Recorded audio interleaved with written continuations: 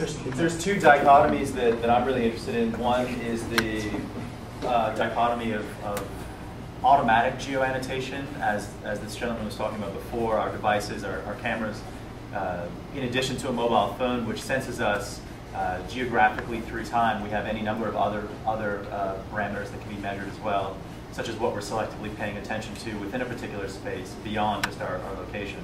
And those things can be baked into our devices that have automatic geoannotation, but there's also manual geoannotation about specific projects or contexts or ways that we want to turn humans and their selective attention into sensors.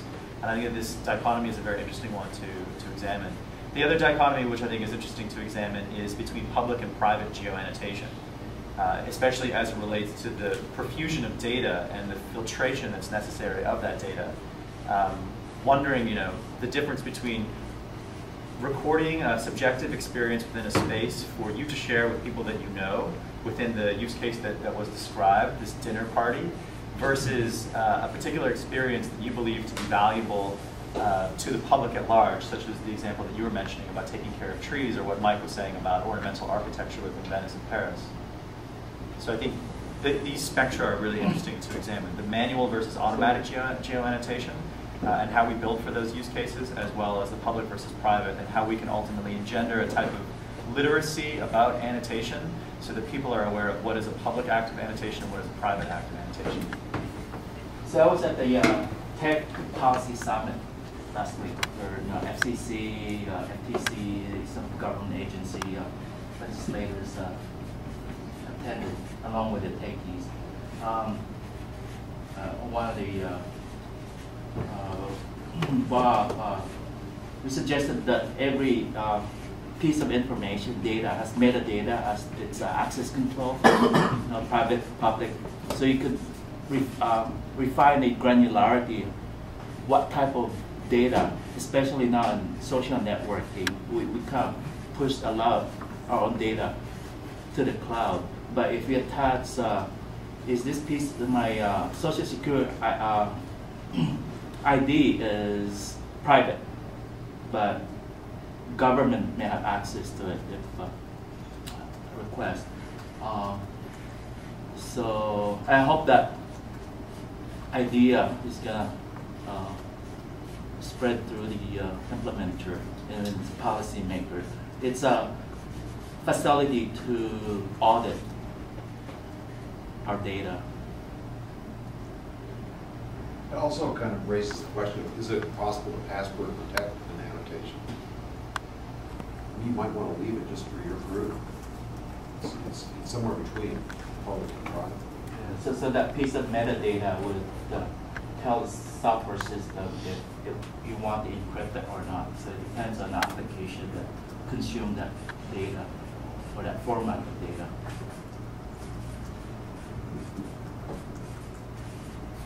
Well, I think a question in that regard is, do you default to private or public data? Because for a lot of people who are just new to a big technology, like a new phone, and let's say they're taking photos, right? Do you default to making everything they do public or everything they do private? No, you have the balance between usability and security and privacy. Well, I mean, for people that are here at WhereCamp, I assume they're higher level technical knowledge. Yeah. But so like Microsoft IE browsers, initially they defaulted to a less secured. So after all these public commotions, they decided to default it to more stringent secured. But but then you have to give question, away the usability. If you leave everything private, essentially you're not going to get as much content out there, even content that would be public otherwise. Yeah, but no, with software system, it's easy to select what data you want to make private or public.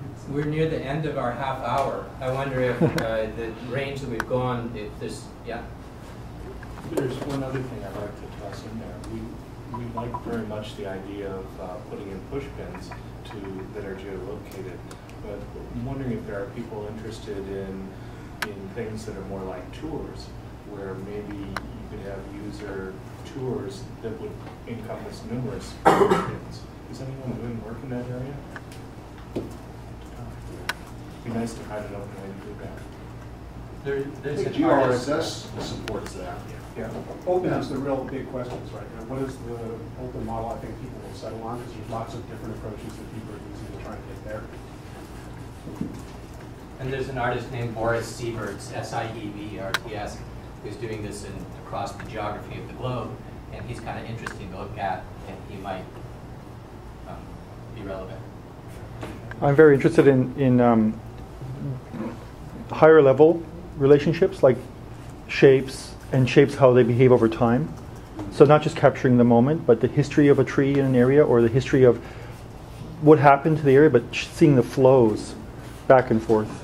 So to really understand space for me is not just understanding the moment, but understanding the forces acting on the space, I guess. There's another issue too, is that currently place marks in Google are not actual web pages. There's no reason why you couldn't make a geo-annotation an actual web page. That's almost that all should the be. features of a web page. I mean, what you really want is Firefox inside your spatial viewer. Yeah. With all the plugins and all the links, and so you can create a tour just by links. Well, that also makes it more findable, right? So, I mean, if you can create that sort of, physical version of a page, then all of a sudden it's a lot more crawlable, indexable, and it's a landing page for that spot. So one of the things I would like to see is just type in a series of coordinates to just regular Google, not necessarily the maps or anything else like that, and then get just a GeoRSS feed out of it. So, and if it's not, if nothing's actually geo-annotated, well, it comes back blank or whatever. So, but that would allow people to get that data mobile, and it would, so you could go to any coordinate whatever you're doing, and you just do a search based on where you are, and it would bring back that data in something that's digestible, which hopefully would show links to get back to detailed information if you wanted to drill in further. But then you could filter that GeoRSS. No one's built a geo search engine yet. Has anybody thought about what a geo query actually looks like? I think it's got to be more than just a set of coordinates. Well, but see, the thing is that if you take the coordinates and you can make it into a shape and then search a database that way. So I'd submit maybe it's a volume as opposed to just a 2D shape. Sure. And then maybe it has some semantic extensions, like I'm interested in buildings, which don't come in coordinate form, right? But sometimes I would say right now it would be an advantage to have it as less accurate, so that there's more data until you can get some refinement. There's nothing that comes back. Yeah, exactly. Theoretically, you could do it. I mean, with the EarthMine wild style, since every pixel is RESTful and has a discrete URI, you should be able to search for it. I haven't checked out EarthMine, so. Yeah, I mean, that's how it works. Is anybody here from EarthMine? Well, I've been advising them for them, so I'm kind of technical. What, something you can give a talk on later? I'm not. I think you should get Anthony Pissarro or John Rostowski. Are they here? I don't. By the way, we built a 3D search engine about 4 years ago, and it was just another part of the query chain. You could put in text components and then search by 3D, and that would be a rubber band box or a freeform sketch over a 3D scene, or vice versa. And one of the use cases for it was doing medical epidemiology research, where you might be looking for disease vectors, and in a high-rise building in New York, you could search on specific floors using a 3D sketch tool. Did you open the semantics for that? It was built on top of something that I don't know that it was open, but it was